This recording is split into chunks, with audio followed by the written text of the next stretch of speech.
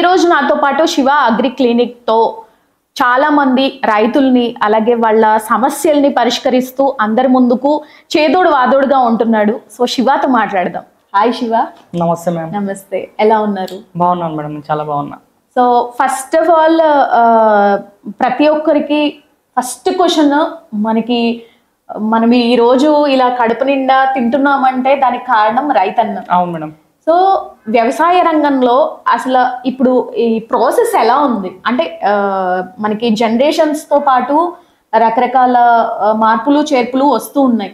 అంటే పాత జనరేషన్ తో పోలిస్తే లైక్ వాళ్ళకి టెక్నికల్ గా ఏమీ పరికరాలు లేవు.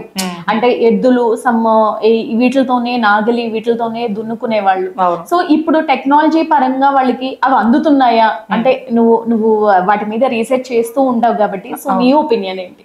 మేడం, నా ఒపీనియన్ ఏంటంటే ఒక అగ్రికల్చర్ స్టూడెంట్గా, అదేవిధంగా శివ అగ్రి క్లినిక్ ద్వారా నేను గత 5 సంవత్సరాల నుంచి మన 2 తెలుగు రాష్ట్రాల్లో తిరుగుతూ రైతుల యొక్క సాధక బాధకాలు చూస్తున్నాను మేడం. నిజంగా రైతుల పరిస్థితి ఏ విధంగా అయిపోయిందంటే మేడం, ఈరోజు ఏదైనా సినిమాలలోనో లేకపోతే ఏదైనా షార్ట్ ఫిల్మ్లోనో రైతు అనే పేరు చెప్పి బ్యాక్గ్రౌండ్ మ్యూజిక్స్ వేసుకుంటూ సెంటిమెంట్కి మాత్రమే పరిమితం అయిపోతుంది రైతు. కానీ గ్రౌండ్ లెవెల్లో నిజంగా రైతు యొక్క బాధలు ఏ విధంగా ఉన్నాయి, రైతుని ఏ విధంగా కాపాడాలి, అటు ప్రభుత్వం తరపున సరే రైతుకి ఎలాంటి ఎడ్యుకేషన్ ఇస్తే రైతు మారుతున్నటువంటి విషయాలు మాత్రం రైతుకి అందట్లేదు.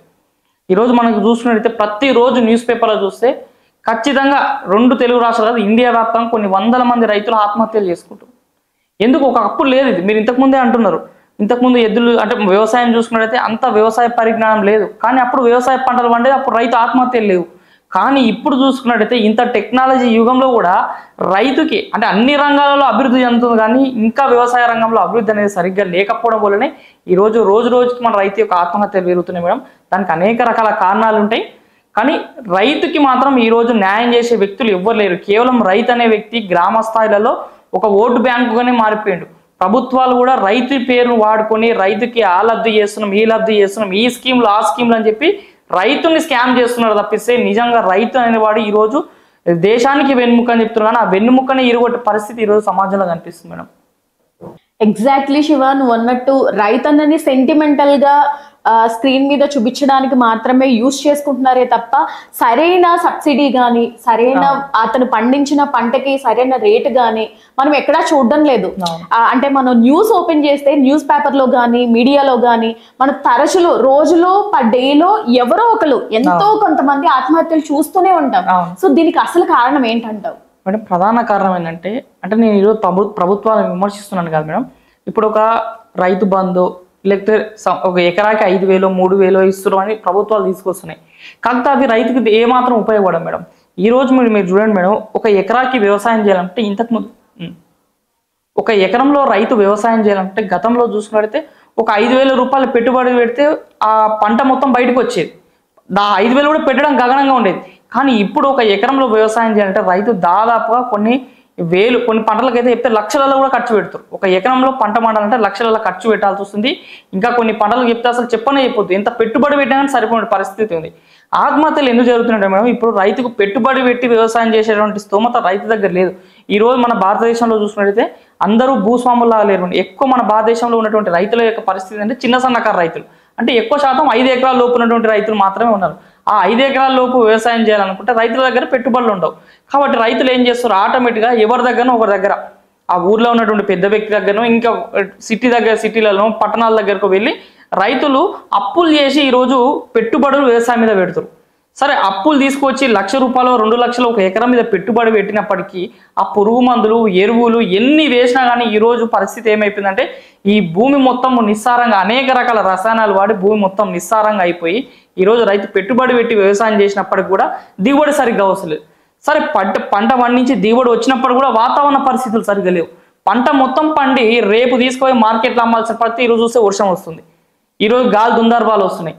ఇవన్నీ రకరకాల సమస్యల వల్ల రైతులు అనే వాళ్ళు పెట్టుబడులు తీసుకొచ్చి దాన్ని తిరిగి కట్టలేక నష్టానికి గురై ఈరోజు రైతులు ఆత్మహత్యలు చేసుకుంటారు మేడం.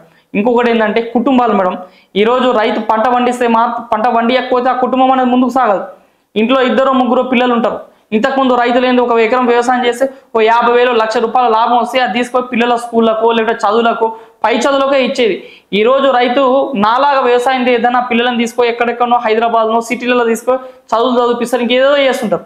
ఈ రోజు ఇక్కడ పంటలు పండక రైతులు పెట్టిన పెట్టుబడులకి లాభాలు రాక మనకు పైగా ఎక్కడైతే అప్పులు తీసుకొస్తామో వాళ్ళ ఇంటి మీదకి వస్తే రైతు యొక్క పరిస్థితి ఏ విధంగా అయిపోయిందంటే నా పిల్లలు కూడా నేను చదివించలేని పరిస్థితికి అయిపోయిందా, నా జీవితం మొత్తం ఖరాబ్ అయిపోయిందని ఈ గ్రామంలో నా ముఖానికి 10 మందికి చూపలేని పరిస్థితిలో రైతు అయిపోయి ఈరోజు ఆత్మహత్యలకు కారణం అయిపోతున్నారు.